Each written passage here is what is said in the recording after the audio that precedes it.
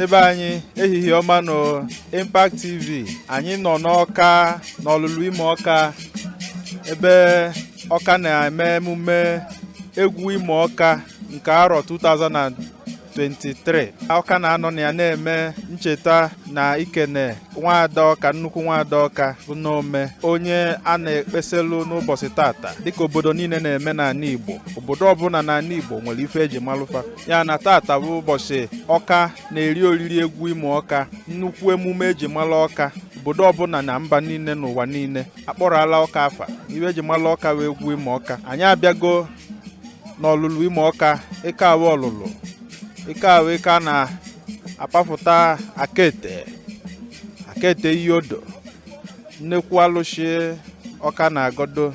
Obodo niile n'Awka, the 33 villages n'Awka ji na-agodo. A na-abịa ekpe ile ọma, a na-abịa ayọlụ nwa, ayọ agamniru, ayọ udo. Anyị abịago n'ọlụlụ wee bịabụ ka ndị be anyị si emie nke arọ nwa ya na Impact TV nọ live n'Awka. Nchịkọnata iwe gbasara oriri a na-eri taa, anyị na-ewetelu unu live and direct. Anyị ga-akọwalụ unu ife gbasara ya, onye ọbụla amali ka esi wele ebido, ka esi eje, ka o si ana.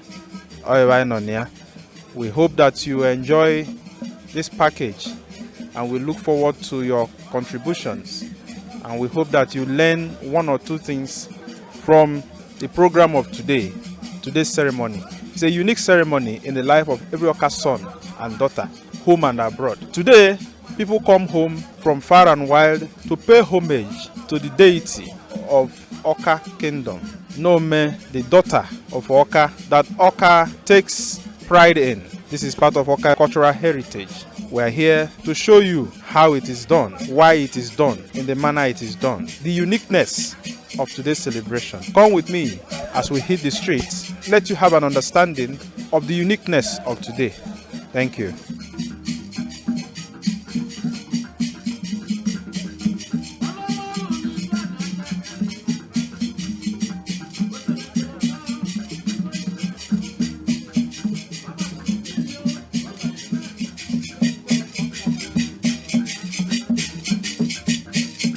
Egwu-Imoka Festival is an annual, ancient Awka cultural traditional celebration in honor of Nomeh, the most beautiful daughter of Awka, turned Matriach according to history.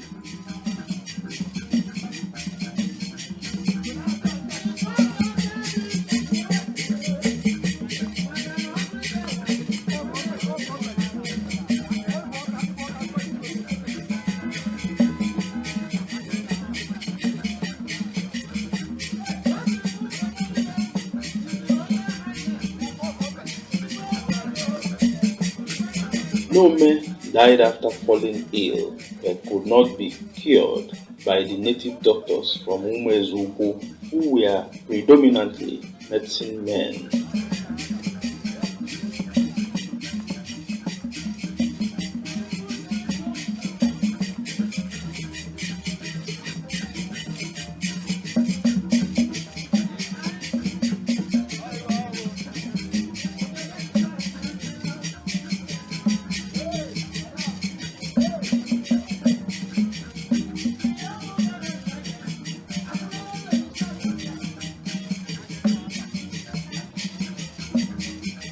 Nomeh was buried at a place now known as Shrine of Imoka, Imoka.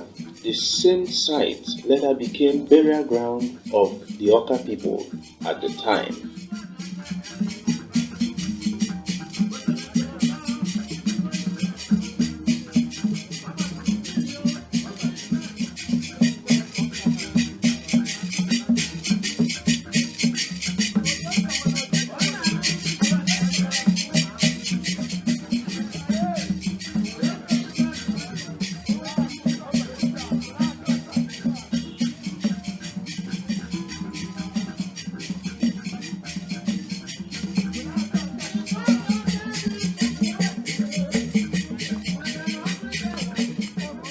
After some years, the spirit of late Nomeh began to haunt her Awka relatives.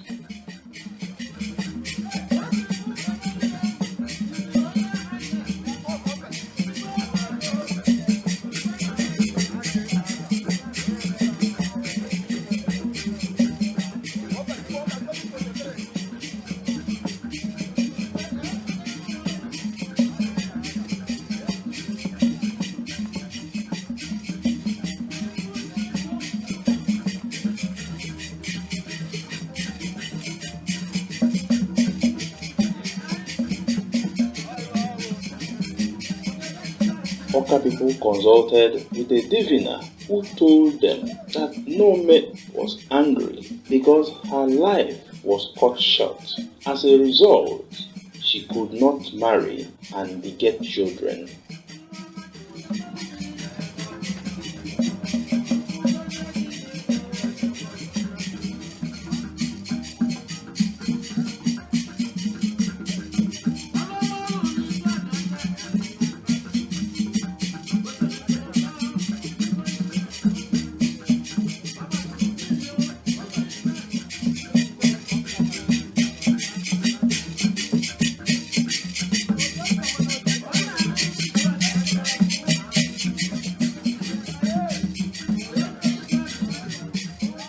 In line with their consultation and to appease Nomeh, Awka people traveled to Akpoto, to the land of Idoma people, who were famous native doctors, and got a group to come to do medicine for Awka.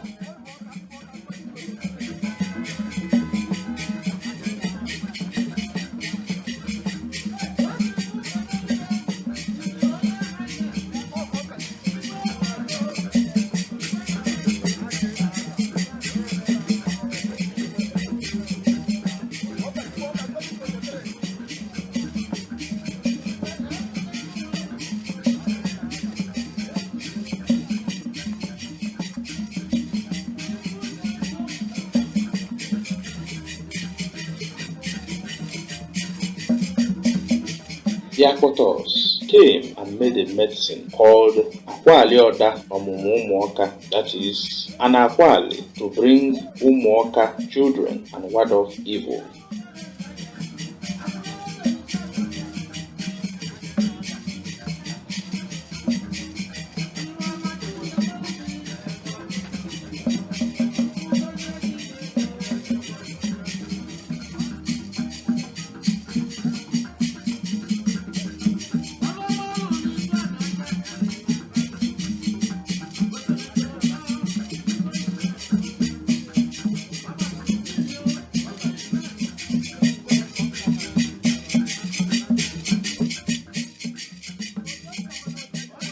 The Akwali was sighted at the spot where Nomeh was buried.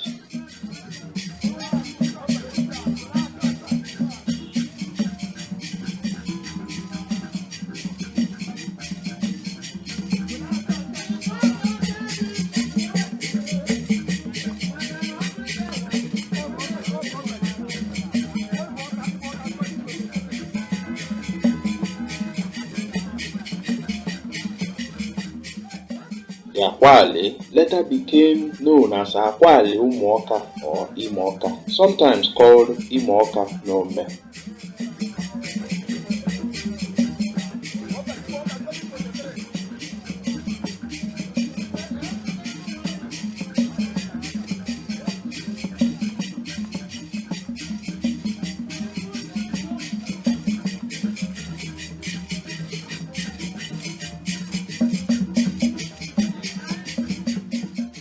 It got very powerful that Awka people began to worship it as a god.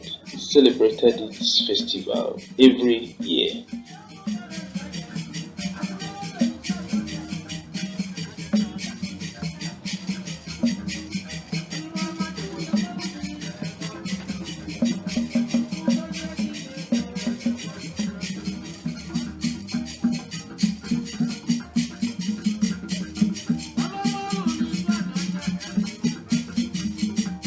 Egwu-Imoka from ancient time became an annual ceremony because Nomeh is Awka people's Matriach.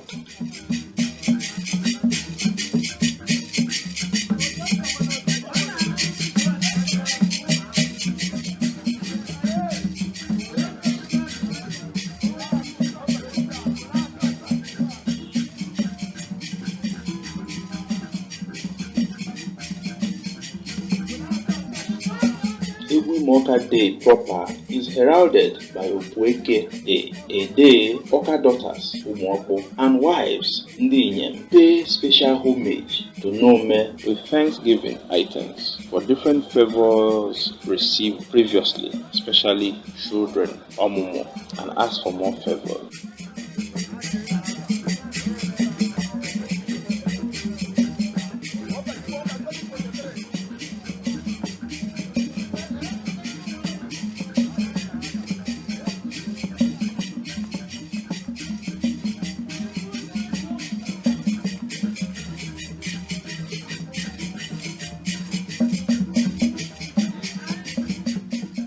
Egwu-Imoka celebration is exclusively for women and held on a day before the general Awka celebration of Imoka.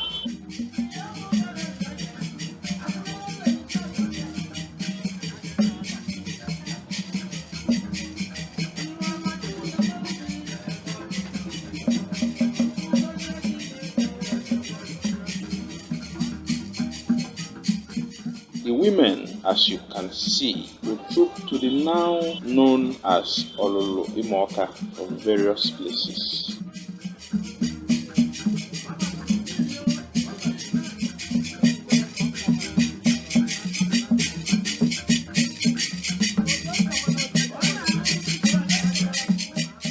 Prior to the main day, about 4 market days earlier, there is usually a visit to Umuoku Awka people who are settled at the boundary to protect the territory from invaders, to inform them that the Egwu-Imoka celebration date has been fixed.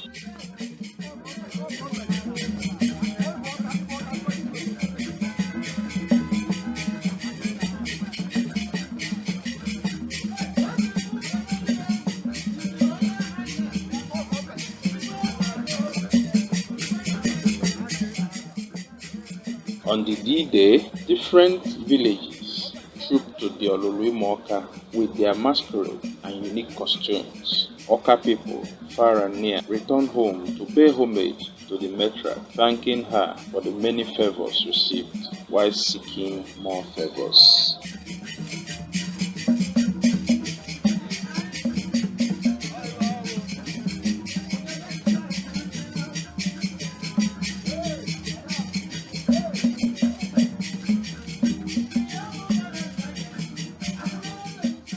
One of the uniqueness of the festival is the Iwa-Agba, the flogging of cane among young men according to age grades. The Iwa-Agba depicts resilience and show of tolerance. That is why it is done according to or among age grades, and non-Awka indigene is not allowed to participate in the Iwa-Agba.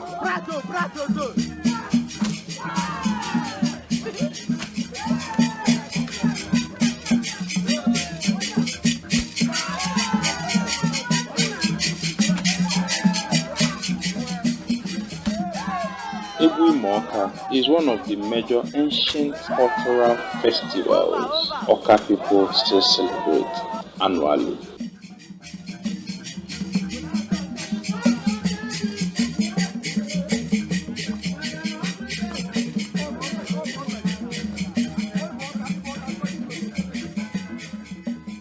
Egwu-Imoka is one of the ancient cultural festivals Awka people still celebrate annually. Typically holds by the second month on 1K of the lunar calendar. It witnesses mass return of Awka sons and daughters from far and near, just as done during Christmas celebration.